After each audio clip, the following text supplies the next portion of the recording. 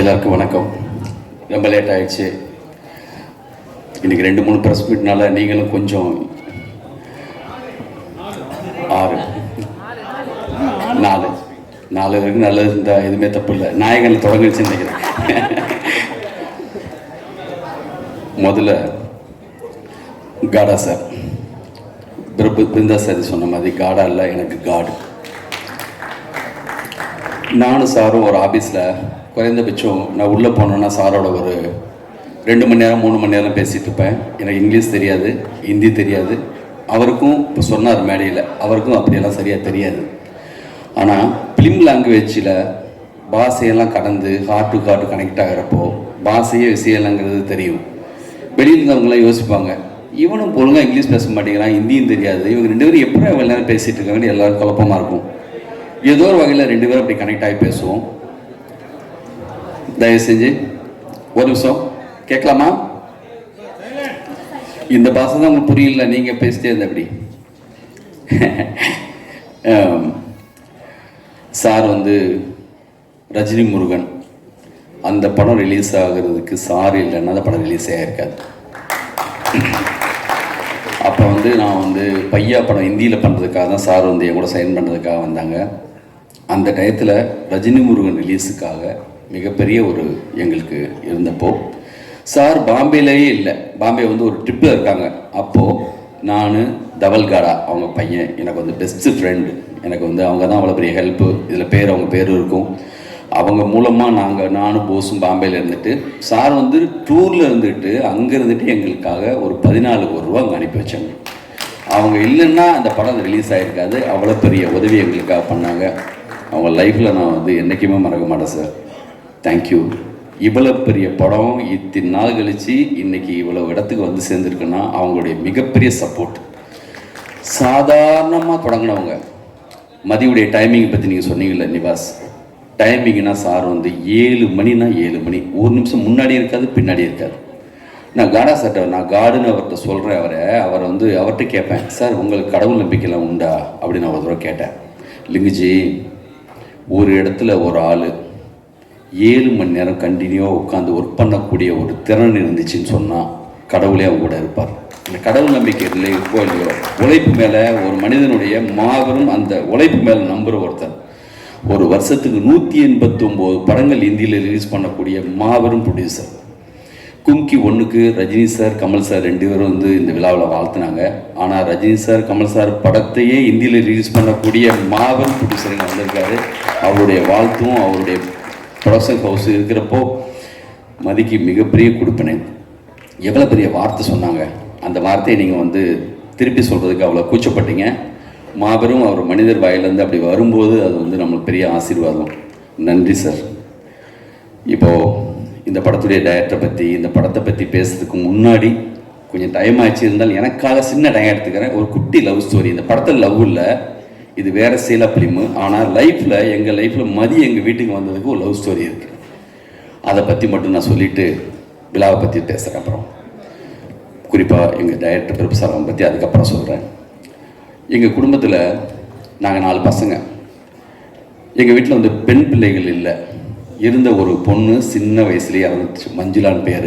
அப்போ நான் திருப்பதி பேச வச்சிருக்க முடியாது. அந்த பெண்ணோடி இருந்திருந்தா இன்னொரு சிஸ்டர் கன்சன் இன்னும் வச்சுருந்துருக்கணும். ஆனால் எங்கள் வீட்டில் எங்கள் பெரியண்ணனுக்கு முதல்ல பிறந்த பெண் குழந்தை சரண்யா. எங்கள் வீட்டில் அவ்வளோ பெரிய பேரன்பு அவங்க மேலே. ஃபஸ்ட் டைமாக எங்கள் வீட்டில் வெளியில் போய் படிக்கிறதுக்காக அவங்க தான் வர்றாங்க SRM காலேஜுக்கு. எங்களுக்கு எல்லாருமே காதலுக்கு மரியாதை சாலினி மாதிரி எங்கள் குடும்பத்துக்கு எங்களுக்கு அவ்வளோ ஒரு பேரன்பு அவங்க மேலே எங்களுக்கு. அப்போது காலேஜில் மதி படிக்கும்போது 2 பேருக்கு லவ்.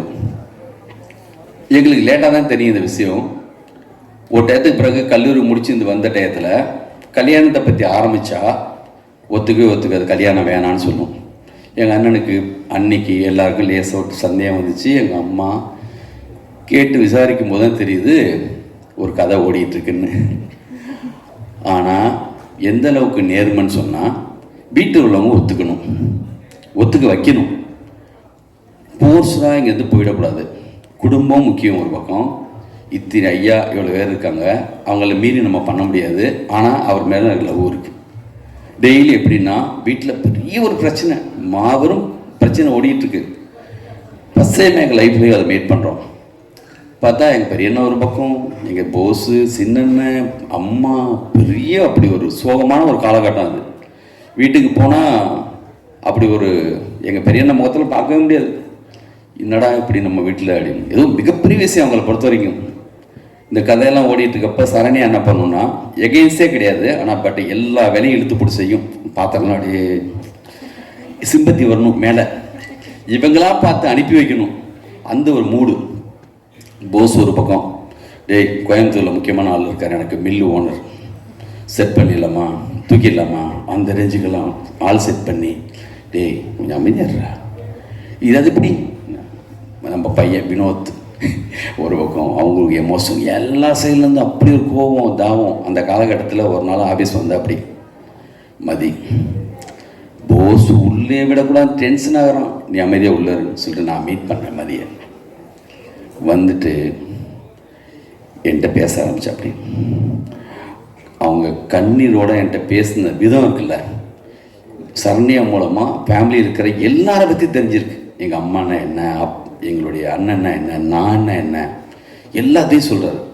சொல்லிவிட்டு எனக்கு தனித்தனியாக பேசுறதுக்கு ஒரே சந்தர்ப்பம் கொடுக்கமாம்மா. அந்த கண்ணீர் மொத்தமும் அந்த பெர்ஃபார்மன்ஸ் அடிக்கடி எங்கள் வீட்டில் இருக்கிற எல்லா பசங்களுக்கும் நடிச்சு காட்டுவாங்க எப்படி பண்ணாருன்ட்டு.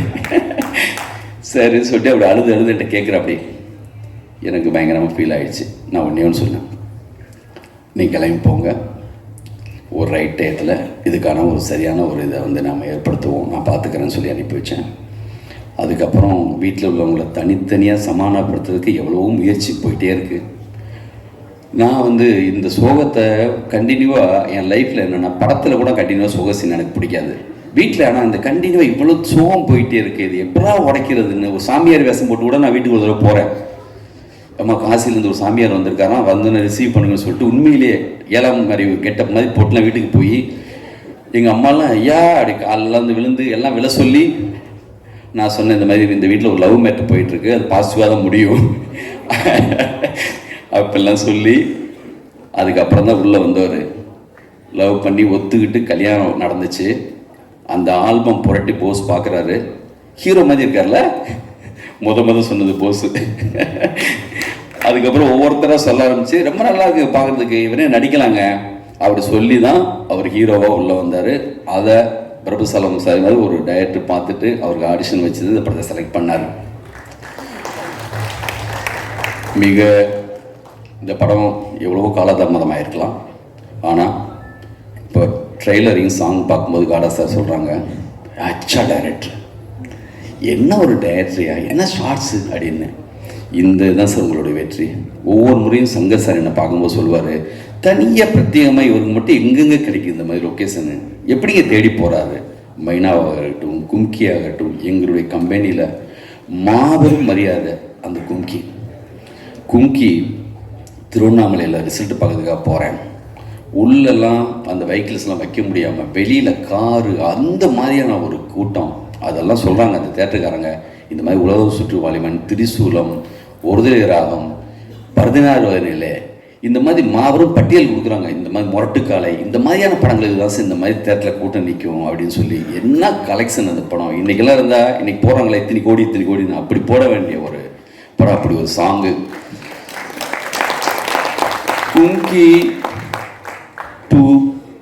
கும்கி 1 மாதிரி சாங் இருக்கான்னு எனக்கு தெரியாது. முந்தின படத்துடைய சாங் மாதிரி இல்லாமல் இருக்கலாம், ஆனால் இந்த படத்துடைய மியூசிக் டைரக்டருடைய முந்தின படம் இருக்குல்ல, அந்த படத்து மாதிரி ஒரு ரீரெக்கார்டிங்கோ சின்ன சாங்ஸோ இந்த படத்தில் வந்துட்டாலே அது மிகப்பெரிய விஷயந்தான். இன்னைக்கு அவர் மேலே ஒரு ஸ்பாட்லைட் விழுந்துச்சுல, அது வர்றதுக்கான நேரம் ஒன்று ஒருத்தவங்க லைஃப்பில் இருக்கும் பிரதர். இன்றைக்கி உங்கள் மேலே விழுந்திருக்கு, இண்டஸ்ட்ரியுடைய மொத்த லைட்டும் உங்கள் மேலே இருக்குது. இன்னும் சரியான உயரத்துக்கு நீங்கள் போவீங்க. உங்கள் வாழ்த்துக்கள். சுகுமார் அவருக்கும் என்னுடைய வாழ்த்துக்கள். அற்புதமாக அவருடைய இன்னொரு பாரதி ராஜாலாம் எப்பயும் சொல்கிற மாதிரி அவருக்கு அவ்வளோ பர்ஃபெக்டான ஒரு, அவங்க 2 பேரும் அப்படி அமைஞ்சு பண்ணியிருப்பாங்க. இந்த படத்துடைய ஹீரோயின் ஒவ்வொரு இடத்துலையும் நான் வெவ்வேறு இடங்களை பார்ப்பாங்க. என்ன சார், எப்போ சார் இருப்பா. மதி வந்து அவரும் பொறுமையாக தான் இருக்கார். கொஞ்சம் இல்லை சார், எப்போ வருமா சார், அந்த மாடுலேஷன் அப்படி இருக்கும். வந்துருச்சுல்ல. இந்த விழாவுக்கு நான் சொன்ன உடனே எனக்கு ரொம்ப பிடிச்ச டைரக்டர் மகாராஜா டைரக்டர். இந்த 20-25 வருஷத்தில் வந்த தமிழ் சினிமாவுடைய ஆகச்சிறந்த ஒரு படங்களில் அது ஒரு படம். என்னுடைய டாப் 10ல் அது ஒரு படம். என்ன ஒரு படம்! என் கூட வந்து மொழித்து எங்கேயோ ஒரு ட்ராஜடியில் டிஸ்கஷன் முடிச்சுட்டு ஒரு ப்ரைட்டில் வந்துட்டுங்க, பக்கத்தில் இருக்கிற ஒரு கேளு அந்த பொண்ணு வந்து சொல்கிறாங்க, சமீபத்தில் என்ன படம் பார்த்தீங்கன்னு கேட்டப்போ மகாராஜா. ஓடிடியில் எவ்வளோ பேர் பார்த்துருக்காங்க. அதாவது எப்படி வந்து மிக முக்கியமான உலகம் மொத்தமும் இருக்கிற மிக சிறந்த படங்கள் வைக்கிறோமோ அந்த மாதிரி ஒரு மகாராஜா. இப்போ தெரியாது, உங்களோட அடுத்த படம் வரும்போது நீங்கள் எவ்வளோ சின்சியராக ஒர்க் பண்ணுவீங்க எனக்கு தெரியும். இந்த மகாராஜா கிட்டுக்கு பிறகு அவர் முந்தின படத்தை தேடி போய் பார்க்க ஆரம்பிக்கிறாங்க எல்லாரும். அவ்வளோ பெரிய நல்ல டைரக்டருங்க வந்திருக்காங்க. ஒரே ஒரு ஃபோன் கால் தான், நன்றி. அதே மாதிரி மாவீரன் டைரக்டர் படம் பார்த்து நான் உங்களுக்கு பேசினேன், அற்புதம், உங்களுக்கும் நன்றி. சரண் சார் எங்கள் குடும்ப மதிப்பெல்லாம் அவர் மிக அழகாக பேசுனீங்க, அற்புதம். பிருந்தா சாரதி மிக அழகாக அற்புதமாக பேசுனீங்க. ஜெகன், பாலாஜி, என்னுடைய நண்பர்கள், போஸ் வந்து போஸுடைய எனர்ஜிக்கு வந்து ஒரு நேரத்தில் 5 படம் திருப்பி பேசி நடந்துச்சு. அது அவருடைய எனர்ஜி.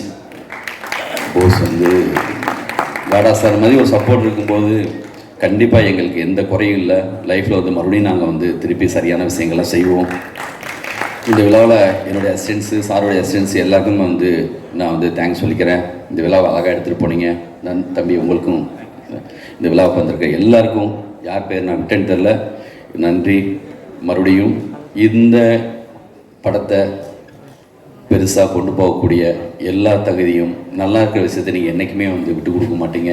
ப்ரெஸ், மீடியா எல்லாருக்கும் வந்து நன்றி, நன்றி, நன்றி.